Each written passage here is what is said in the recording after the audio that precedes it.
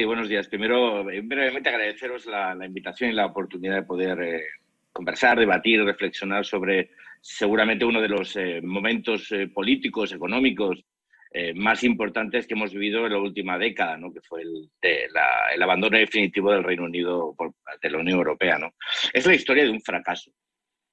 Es la historia de un fracaso y lo que hemos estado haciendo a partir de que el Reino Unido tomó la decisión democrática de abandonar la Unión Europea ha sido intentar minimizar los daños, ha sido intentar limitar unos daños objetivos, porque así como la libertad y la salud solo nos damos cuenta cuando la perdemos o solo la apreciamos cuando la perdemos, hasta que el Reino Unido no se ha ido, muchos no han comprobado lo que significa participar de la zona del mundo que tiene una mayor integración económica con tanta intensidad por países que son soberanos o que participan de un proyecto común, ¿no? Es decir, las cuatro libertades, la de circulación de bienes, servicios, personas y capitales, ha construido una normalidad que ahora algunos han descubierto en negativo. Nos hemos acostumbrado a no tener fronteras, a no tener aranceles, a tener igualdad normativa, y de repente uno de los países más importantes de la Unión, con su decisión de abandonarla, se convierte en un tercer país, y eso significa que a pesar de que el acuerdo consigue uno de sus objetivos, que era el de cero aranceles y cero cuotas, pero se convierte en un tercer país y aparecen controles aduaneros, y aparece burocracia, y aparecen controles administrativos, y eso afecta directamente a las transacciones económicas de bienes y servicios. Eso significa un problema, obviamente.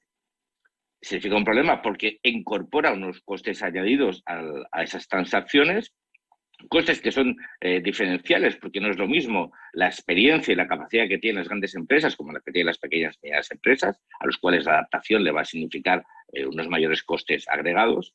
Y después significa que incluso a nivel mental hay una diferencia, ¿no? Se establece una frontera, se establece una aduana y se convierte en un tercer país. Y eso, tanto al Reino Unido como a la Unión Europea, le cambia la perspectiva. Primero, porque el Reino Unido, como tercer país, se convierte en un espacio económico al cual uno, cuando se dirige de una forma diferente, pero el Reino Unido también puede diversificar sus potenciales suministradores, en cuanto que se comporta como un tercer país. Y hay una igualdad y se equilibra una situación que privilegiaba hasta ahora a los productores europeos, igual que les beneficiaba a los productores británicos, obviamente, ¿no? Pero que ahora mismo se iguala respecto a terceros países, ¿no?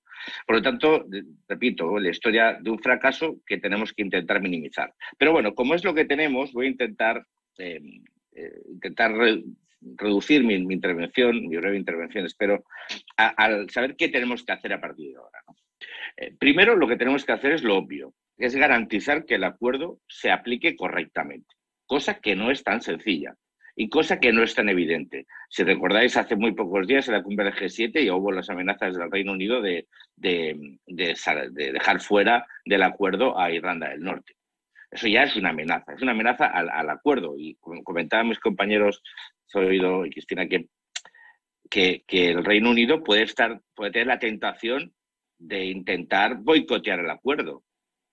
Lo digo porque la historia de este fracaso es la historia del fracaso de una clase política. Y yo me atrevería a decir de una sociedad que por cuestiones estrictamente de beneficio político engañó a sus ciudadanos y no les explicó las consecuencias reales de una decisión política. Yo creo que tenemos que reflexionar que lo que pasó en el Brexit es el ejemplo de lo que pasa cuando los discursos populistas triunfan sin que nadie los neutralice. Y no solo la clase política, sino también los sectores empresariales y las empresas, que en el Reino Unido permanecieron también con una cierta distancia sin darse cuenta de lo que podía significar para ellas. Ahora muchos se lamentan.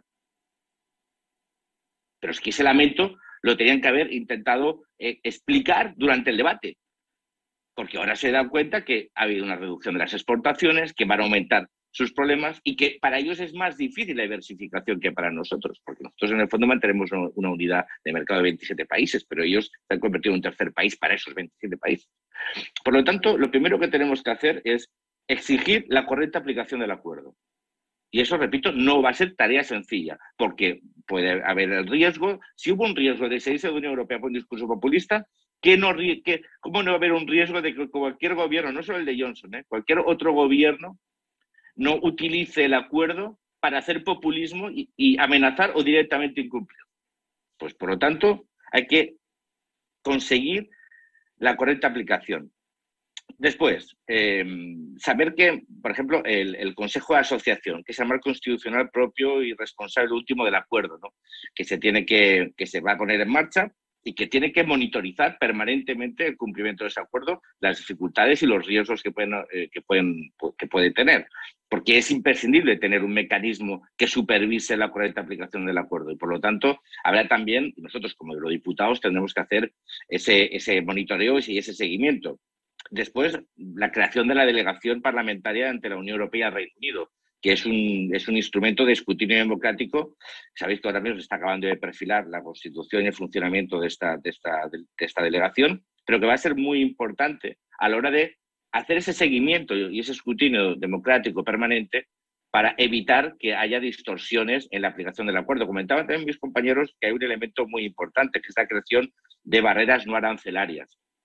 Aquí tenemos que estar muy rápidos y ahí la conexión entre los productores y los responsables políticos, tanto en la Comisión como en el Parlamento, tiene que ser muy fluido, porque en el momento que se detecte las primeras barreras no arancelarias, hay que comunicarlas, porque los mecanismos de respuesta tienen que ser muy rápidos y muy ágiles, porque nuestro volumen de intercambio es tan elevado que cualquier barrera puede significar un coste muy grande, no solo a nivel de cuota de mercado, sino incluso a nivel de coste agregado, ¿no? Por lo tanto, esa monitorización es muy importante. Después también analizar el impacto que va a tener el Brexit. Tenemos los primeros datos, yo creo que también un poco condicionados por la situación de la COVID, pero ha habido unas caídas de las exportaciones y de las importaciones muy importantes. Probablemente eso se vaya suavizando en el tiempo, pero tenemos que establecer mecanismos que permitan evaluar el impacto que tiene el Brexit sobre nuestros productores. Primero, porque hay la reserva de apoyo al Brexit. Y como sabéis, hay unos 5.000 millones de euros que están comprometidos para intentar ayudar a aquellos sectores más afectados. Pero, por lo tanto, es importante que sepamos. Por lo tanto, la Unión Europea tiene que hacer esos análisis de impacto del Brexit sobre el conjunto de la Unión Europea, pero también a nivel nacional. Los distintos gobiernos tienen que hacer estudios de impacto para evaluar cómo está afectando a los diferentes sectores productivos la situación derivada del Brexit, ¿no? Para poder contribuir a apoyar, pero primero para saberlo y después para intentar contribuir a limitar el impacto y buscar soluciones alternativas. Y en esas soluciones alternativas, la salida del Reino Unido de la Unión Europea hace más urgente que nunca que la Unión Europea profundice en la firma de acuerdos comerciales que permitan abrir nuevos mercados con garantías regulatorias y permitirnos diversificar nuestras exportaciones. La Unión Europea, como todos sabéis, y España es un país exportador y la exportación es clave.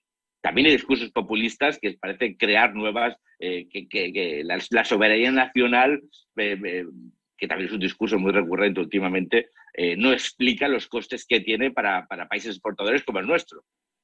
Algunos parece que están ansiosos por levantar fronteras y aduanas sin explicar que nosotros somos un país exportador y que necesitamos mercados para exportar y que necesitamos mercados con estabilidad jurídica para exportar. Por lo tanto, es importante la firma de nuevos acuerdos y la renovación de los existentes. Pongo un ejemplo que ha aparecido recurrentemente en el debate, el tema de Marruecos y la competencia que tiene sobre determinados productos. Bueno, ahí hay varios temas. Uno, primero, un acuerdo que se firmó y que lo trata de una forma, bueno, no muy benévola, sino especialmente benévola. Siempre digo que los acuerdos, la mejor manera de intentar evitar sus impactos es intentar negociarlos bien. Pues vamos, yo sinceramente que alguien dude de cuál iba a ser el impacto del acuerdo que se firma con Marruecos a nivel de frutas y hortalizas, pues no sé. Creo que era bastante evidente, ¿no? Pero lo que es evidente es que tenemos un acuerdo firmado con Marruecos que incorpora al Reino Unido dentro de las cuotas y el Reino Unido ha desaparecido. Bueno, deja de estar. Hay más de 60 millones de consumidores que de repente están en las cuotas de importación y ya no están. Por lo tanto, sería bueno que con determinados acuerdos comerciales empezásemos a reflexionar sobre la necesidad o la urgencia de empezar a repensar o revisarlos. Primero, para tener en cuenta el impacto que tiene ahora mismo en las cuotas de importación que hay un país que ya no forma parte de la Unión, ¿no? Y después para evitar situaciones como las que vimos con el tema del tomate. Yo sin ir más lejos, hice una pregunta parlamentaria sobre la incorporación o el uso o la utilización de tomate, por ejemplo, saharaui, que se vende como marroquí, la falta de, como eso, pues incorporar las cuotas marroquíes sin ningún problema, ¿no? Cosa que es absolutamente ilegal, pero que se tiene que controlar. Entonces la Unión Europea también tiene que, y en eso como legisladores tenemos que reflexionar sobre la necesidad de mejorar nuestros mecanismos de control para el cumplimiento de los acuerdos. Antes decía que el acuerdo del Brexit hay que cumplirlo, pero es que los acuerdos comerciales con el resto de países también. Y si ante las evidencias de que están superando las cuotas de importación, ante las evidencias de que está cometiendo fraude en las importaciones que afectan generalmente a los productos hortofrutícolas, pues lo que tenemos que hacer es mejorar y coordinar nuestros mecanismos de control en aduana a la hora de evitar que determinados productos inunden el mercado y lleven a la ruina a nuestros productores. ¿Qué más? Bueno, y como os decía, yo creo que ahora mismo ya nos podemos lamentar de lo que pudo ser o de lo que pudimos hacer, pero sí que podemos estar muy atentos a lo que podemos hacer.